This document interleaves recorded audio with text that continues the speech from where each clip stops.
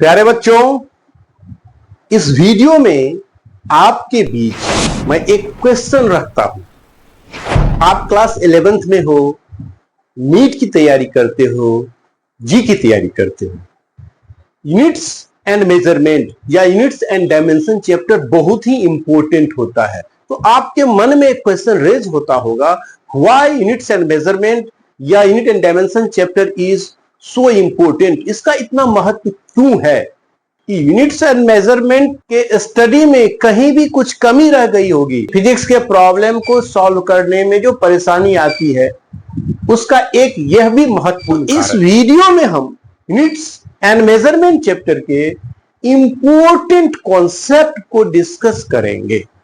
हम इस वीडियो में meaning of unit, meaning of dimension, इन सभी बातों की चर्चा करेंगे और एक से एक इंपॉर्टेंट फिजिकल क्वांटिटी का डायमेंशनल फॉर्मूला बनाना सिखाएंगे। फिजिकल क्वांटिटी का सेंस हुआ जिसको डायरेक्ट चाहे इनडायरेक्ट मेथड से मेजर किया जा सकता है। तो measurable quantity is known as physical quantity. तो जो चीज को मेजर नहीं कर पाते हैं, जैसे फीलिंग को मेजर नहीं कर पाते हैं, तो उसको हम लोग फिजिकल क्वांटिटी नहीं कहते, उसको फिजिक्स में स्टडी नहीं करते हैं। तो जिसको हम लोग मेजर कर पाते हैं, जिसको हम लोग मेजर करते हैं इस क्वांटिटी को, उसको फिजिकल क्वांटिटी कहते हैं। अब सवाल उठता है कि हम किसी चीज को मेजर कैसे करते हैं, हाउ यू कैन मेजर।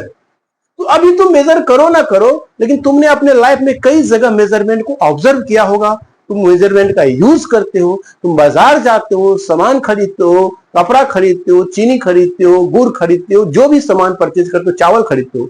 जब तुम परचेज करते हो तो तुम क्या करते हो, उसको बोलते हो अमाउंट के बारे में, इतना किलोग्राम दीजिए, ये इतना मीटर दीजिए। लेकिन जब आप कोई बिस्किट का पैकेट पढ़ते हो तो उसमें एनर्जी के बारे में, कैलोरी में लिखा रहता है। तो किसी भी फिजिकल क्वांटिटी को रिप्रेजेंट करने के लिए, उसके अमाउंट को फाइंड आउट करने के लिए हमें मेजरमेंट की जरूरत पड़ती है। मात्रा को इतना चाहिए, amount is very important thing. तो हम लोग को यह समझ के रखना होगा जो फिजिकल क्वांटिटी है वो मेजरेबल क्वांटिटी कहलाता है। Measurement is very important part of science and technology. तो how you can measure, how we can measure anything. To measure anything we must have a standard reference. Without help of reference we can not measure a physical quantity. Measurement के लिए जो हम लोग standard unit use करते हैं वह 3 standard system का नाम आपने सुन रखा होगा क्रमशः, एपीएस सिस्टम, सीजीएस सिस्टम और एमकेएस सिस्टम। आपको यह भी पता होनी चाहिए कि एमकेएस सिस्टम को इंटरनेशनल स्तर पर एक्सेप्टेंस मिल गया, इसलिए आज हम लोग उसे एसआई सिस्टम के रूप में जानते हैं। तो हमें जब फिजिक्स पढ़ना होगा तो हर फिजिकल क्वांटिटी को आइडेंटिफाई करने के लिए उसका यूनिट यूज होता है। तो you must have to remember SI unit of physical quantity, और आपको उस यूनिट का मतलब भी पता होना चाहिए। लेकिन सवाल उठता है कि क्या फिजिकल क्वांटिटी को डिवाइड कैसे करेंगे, किस किस कैटेगरी में डिवाइड करेंगे। क्या हर फिजिकल क्वांटिटी का यूनिट होता है, या कुछ ऐसे फिजिकल क्वांटिटी होता है जिसका यूनिट अपना सिर्फ होता है, किसी दूसरे पर डिपेंड नहीं करता है। तो इस तरह से अगर आप देखोगे तो फिजिकल क्वांटिटी 2 तरह का होता है। तो फिजिकल क्वांटिटी 2 तरह का होता है, physical quantity, fundamental quantity, derived quantity. Fundamental quantity को हम लोग बेस क्वांटिटी भी कहते हैं। अब देखो, ये जो डिराइव्ड क्वांटिटी होता है उसमें कुछ ऐसे फिजिकल क्वांटिटी होंगे जिसका यूनिट्स होता ही नहीं है। Some physical quantity are in ratio, such physical quantity has no dimension. तो सम डिराइव्ड क्वांटिटी ऐसे होते हैं, 2 तरह के डिराइव्ड क्वांटिटी होते हैं, which has unit, which has no unit। अब हम लोग आगे बताएंगे आपको, जिसके पास यूनिट होता है उसी के पास डायमेंशन होगा, जिसके पास यूनिट नहीं होता वो डायमेंशन लेस क्वांटिटी होता है। डिराइव्ड क्वांटिटी 2 तरह का होगा, डायमेंशनल डिराइव्ड क्वांटिटी और डायमेंशन लेस डिराइव्ड क्वांटिटी। लेकिन ये जो 7 फंडामेंटल क्वांटिटी होता है यह बहुत ही इंपॉर्टेंट फिजिकल क्वांटिटी है। ये जब तक ये समझो अल्फाबेट हो गया, जिस तरह से हम लोग वर्ड पढ़ते हैं, स्टेट और सेंटेंस बनाते हैं किसी सब्जेक्ट का, इसी तरह फिजिक्स में अगर समझोगे तो अल्फाबेट हो गया 7 फंडामेंटल क्वांटिटी, जैसे वर्ड बनता है तो हो गया डिराइव्ड क्वांटिटी, और उस डिराइव्ड क्वांटिटी का जो रिलेशनशिप एस्टैब्लिश करते हैं वो होता है स्टेटमेंट, वो होता है फॉर्मूला, वो होता है इक्वेशन। तो धीरे धीरे हम लोग आगे बढ़ेंगे। पहले 7 फंडामेंटल फिजिकल क्वांटिटी जो आपको दिखाई पड़ रहा है स्क्रीन पर, आपको उस फंडामेंटल फिजिकल क्वांटिटी का नाम, एसआई यूनिट और सिंबल के साथ याद कर लेना है। तो जब हम लोग किसी फिजिकल क्वांटिटी का डायमेंशनल फॉर्मूला बनाएंगे, उसमें ध्यान रखना जो 3 इंपॉर्टेंट फिजिकल क्वांटिटी हो गया, मास, लेंथ और टाइम, इसका एसआई यूनिट हम लोग लेते हैं किलोग्राम, शॉर्ट में लिखते हैं केजी, लेंथ का मीटर और टाइम का सेकेंड। लेकिन जब इसको हम डायमेंशनल फॉर्मूला में कन्वर्ट करेंगे तो केजी के जगह पे एम यूज करेंगे, लेंथ के जगह पे एल और टाइम की जगह पर हम लोग कैपिटल टी यूज करेंगे।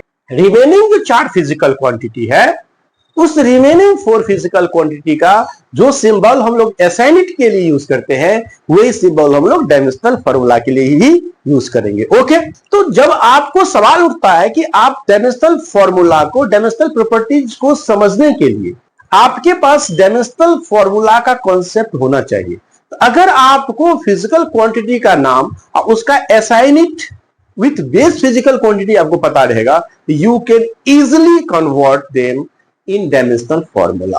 और अगर आपको डायमेंशनल फॉर्मूला पता है तो उसको बेस फिजिकल क्वांटिटी के टर्म में एसआई यूनिट में कन्वर्ट कर सकते हो। तो इसमें से कोई एक आपको पता है तो आसानी से यूनिट से डायमेंशन और डायमेंशन यूनिट में कन्वर्जन किया जा सकता है। लेकिन डायमेंशनल प्रॉपर्टीज में कुछ ड्रॉबैक भी होता है जिसको हम लोग आगे समझाएंगे।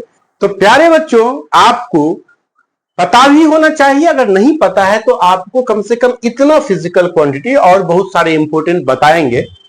ये फिजिकल क्वांटिटी का नाम और उसका एसआई यूनिट आपको पता होना चाहिए। और अगर आपको एसआई यूनिट पता है तो आप कैसे डायमेंशनल फॉर्मूला में कन्वर्ट कर सकते हो, आसानी से देख सकते हो। देखो, अगर आपको डिस्प्लेसमेंट और डिस्टेंस दोनों फिजिकल क्वांटिटी का एसआई यूनिट कितना होता है, मीटर, आपको पता होना चाहिए। अब इसका डायमेंशनल फॉर्मूला कोई पूछेगा तो इसमें सिर्फ मीटर है, इसका मतलब है कि मास नहीं है, टाइम नहीं है। इसका मतलब इसमें मास का पावर कितना हो जाएगा, 0। जो फिजिकल क्वांटिटी एसआई यूनिट में नहीं प्रेजेंट है उसका डायमेंशन कितना होता है, 0। और लेंथ, मीटर लेंथ को रिप्रेजेंट कर रहा है तो इसलिए एल, जिसका पावर कोई 1 है तो एल लिख देंगे, और टाइम का हो जाएगा 0। इस प्रकार डिस्प्लेसमेंट हो चाहे डिस्टेंस हो, दोनों फिजिकल क्वांटिटी का डायमेंशनल फॉर्मूला कितना हो गया, एल हो गया। ओके, अब हम लोग शॉर्ट में जिसका पावर 0 है इसको नहीं लिखेंगे, छोड़ दिया करेंगे, सीधे हम लोग इसके बदले एल यूज कर लेंगे। जैसे स्पीड हो या वेलोसिटी हो, इसका एसआई यूनिट आपको पता होना चाहिए, मीटर पर सेकेंड। अब मीटर पर सेकेंड है तो इसका डायमेंशनल फॉर्मूला या डायमेंशंस में कन्वर्ट करेंगे तो मीटर की जगह पे एल ले लेंगे, अभी पीछे बताए थे आपको। और टाइम की जगह क्या ले लेंगे, फॉर्मूला क्या हो जाएगा, LT-1। भारी लग रहा है। अब देखो, एक्सेलरेशन का एसआई यूनिट मीटर पर सेकेंड स्क्वायर होता है। अगर आपको ये पता है तो डायमेंशनल फॉर्मूला, अगर आपको ये पता है डायमेंशनल फॉर्मूला आसानी से बना सकते हो। कैसे बना लोगे, तो मीटर की जगह एल, सेकेंड स्क्वायर के बदले टी स्क्वायर, ये हो जाएगा LT का पावर -2। मोमेंटम हो गया, मोमेंटम का एसआई यूनिट आपको पता है, केजी मीटर पर सेकेंड है, तो डायमेंशनल फॉर्मूला हो जाएगा m, केजी की जगह पर m ले लेंगे, मीटर की जगह l ले लेंगे, और टाइम की जगह t ले लेंगे। ये फॉर्मूला बन जाएगा, ये रिजल्ट आएगा हमें ml। क्वांटिटी के टर्म में डायमेंशन एसआई यूनिट नहीं पता होगा तो आप नहीं कन्वर्ट कर सकते हो। तो ये ध्यान रखना होगा, न्यूटन एक्चुअली केजी मीटर पर सेकेंड स्क्वायर होता है। तो केजी के लिए m, मीटर के लिए l, सेकेंड स्क्वायर के लिए टी स्क्वायर, ये हो जाएगा mLT का पावर -2। वर्क, एनर्जी और हीट, इसके लिए देखो तीनों फिजिकल क्वांटिटी, वर्क हो, एनर्जी और हीट हो, सभी का एसआई यूनिट होता है जूल। तो इसका जब डायमेंशनल फॉर्मूला हम लोग बनाएंगे तो यह हो जाएगा m, मीटर का स्क्वायर है तो L square, KG metre square पर सेकेंड स्क्वायर, ऊपर चला जाएगा तो -2।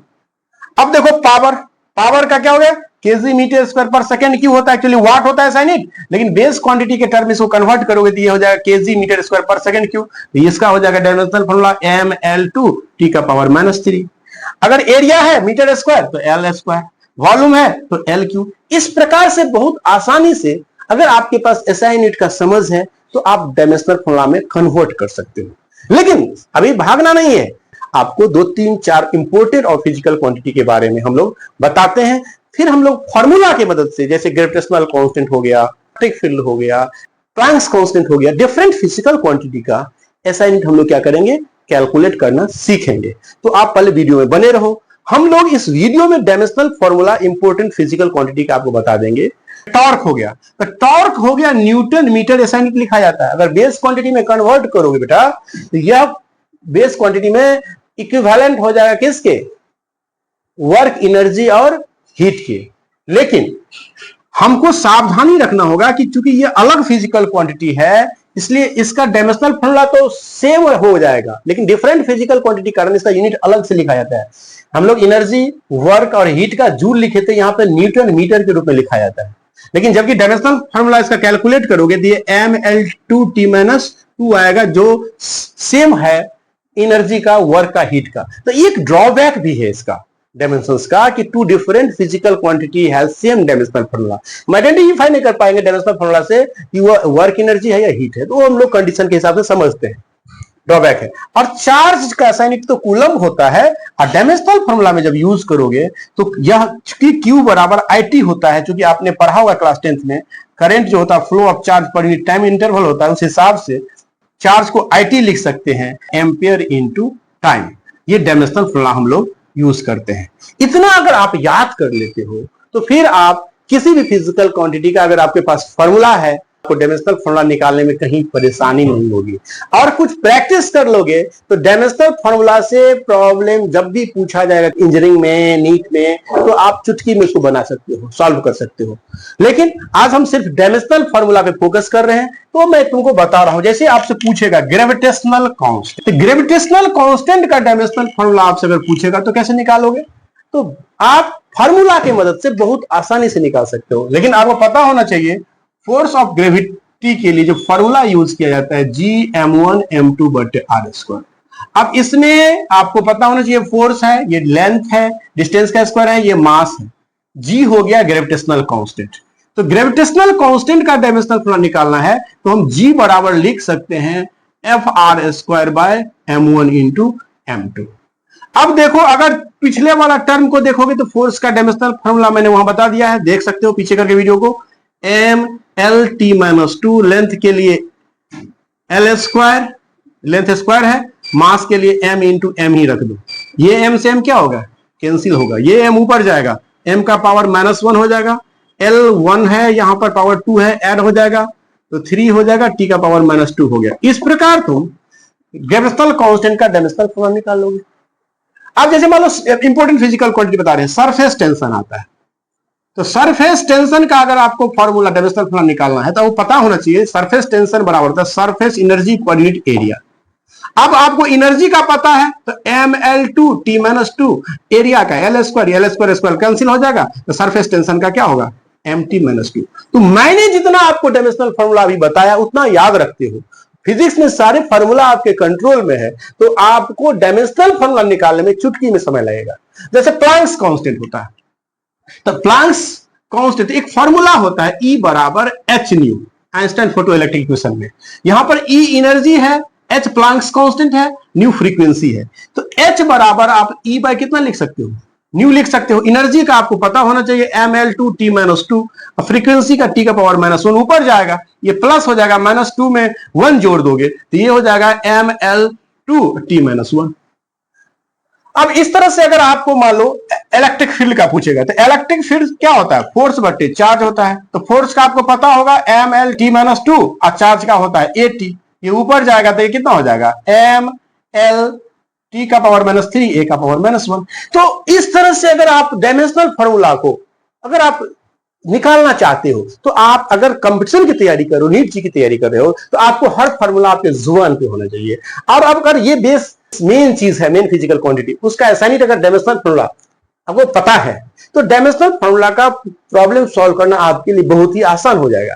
लेकिन मैं चाहता हूं कि हर वीडियो शॉर्ट हो, तो अगली वीडियो में 20 मिनट का वीडियो में हम लोग डायमेंशन के प्रॉपर्टीज, डायमेंशन में जितने भी नीट और जी का क्वेश्चन पूछा गया है सारा बताएंगे। अगर आपको ये वीडियो अच्छा लगा तो इस चैनल को तो सब्सक्राइब कर ही लो, वीडियो को लाइक कर लेना, नोटिफिकेशन भी दबा डालोगे ताकि मैं न्यू वीडियो जब भी अपलोड करूंगा तो आपको नोटिफिकेशन मिल जाएगा।